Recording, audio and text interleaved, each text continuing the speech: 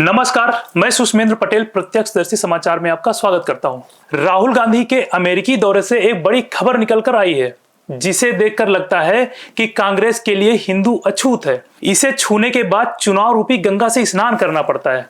इसलिए राहुल गांधी चुनाव के समय ही हिंदू होने का चोला पहनते हैं।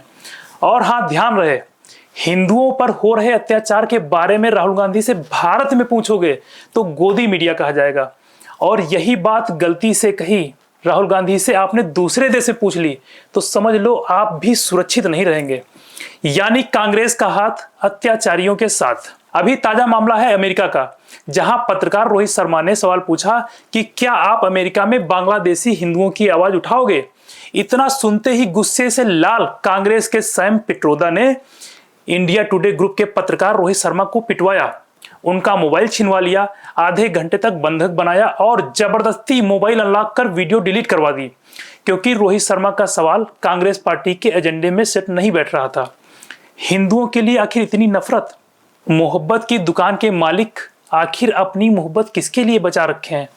ऐसा लग रहा है मोहब्बत के फूल किसी और के लिए हैं, हिंदुओं के लिए सिर्फ कांटे ही हैं। राहुल गांधी क्या इच्छाधारी हिंदू हैं? राहुल गांधी की हिंदुओं के लिए जो नफरत दिखती है उसकी वजह क्या है? आपको क्या लगता है, कमेंट बॉक्स में बताएं। इस प्रकरण में बीजेपी के राष्ट्रीय प्रवक्ता डॉक्टर सुधांशु त्रिवेदी ने क्या कहा, आप सुनिए। प्रहार था, आज थोड़ी सी सत्ता आई है तो फिर वार शुरू हो गया है। और मैं यह भी कहना चाहूंगा, राहुल गांधी वो नेता हैं जो आदतन विदेश जाते हैं, फितरतन भारत विरोधी घोषित एजेंडाधारी लोगों से मुलाकात करते हैं और अमूमन भारत विरोधी अनर्गल और आपत्तिजनक बातें विदेश की धरती से करते हैं।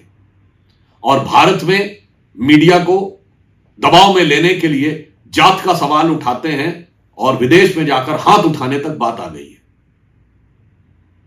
इससे यह बिल्कुल साफ हो गया है कि 99 का नशा कांग्रेस पार्टी के सर पर चढ़कर बोलने लगा है। एक सवाल पूछने पर दिल में इतना उबाल, यह दर्शाता है कि आपके मन में किस प्रकार की अधिनायकवादी मानसिकता है। और इस प्रकरण के लिए मैं विनम्रता से और दुख के साथ सिर्फ यह पूछना चाहूंगा कि एक सवाल पूछने पे आप इतना आक्रोशित हो गए, तो मीडिया की तरफ से सिर्फ एक लाइन कहना चाहूंगा राहुल गांधी से कि हम कहां अपने सारे सवालों का जवाब मांगते हैं। हम कहां अपने सारे सवालों का जवाब मांगते हैं? हम तो बस अपनी आंखों के हिस्से के चंद ख्वाब मांगते हैं। और हम ही को दरिया पे जाने से रोकने वाले, यानी मुझे ही सवाल पूछने से रोकने वाले, हम ही को दरिया पे जाने से रोकने वाले, हम ही से सारे पानी का हिसाब मांगते हैं। और दूसरी बात यह कि कौन सा सवाल था जिसने आपके खून में इतना उबाल पैदा कर दिया कि बांग्लादेशी हिंदुओं के बारे में आप सवाल पूछेंगे क्या?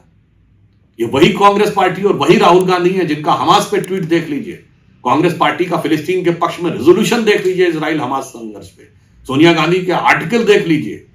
राहुल गांधी के ट्वीट में क्या लिखा हुआ है कि गाजा में किलिंग हो रही है, मानवता की, ह्यूमैनिटी की किलिंग हो रही है, लोग मारे जा रहे हैं।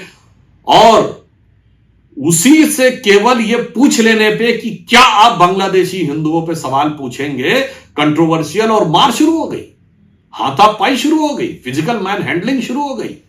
यह दर्शाता है कि चंद सियासत की कट्टरपंथी वोटों की तिजारत के लिए ये दुखियारे हिंदुओं से कितनी हिकारत रखते हैं।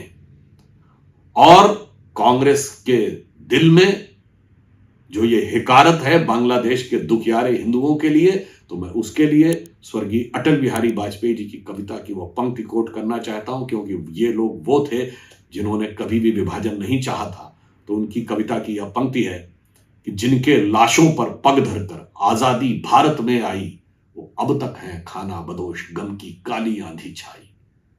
हिंदू के नाते उनका दुख कहने में तुम्हें लाज है आती, तो सीमा के उस पार चलो सभ्यता जहां कुचली जाती।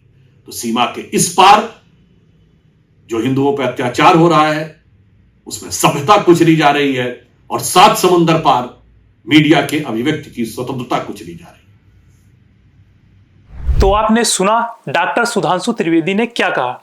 आप भी अपनी राय दीजिए। वीडियो कैसी लगी कमेंट कर हमें बताइए। वीडियो को लाइक करिए, चैनल को सब्सक्राइब करिए और बने रहिए हमारे साथ। मैं सुष्मेंद्र पटेल, प्रत्यक्षदर्शी समाचार। नमस्कार।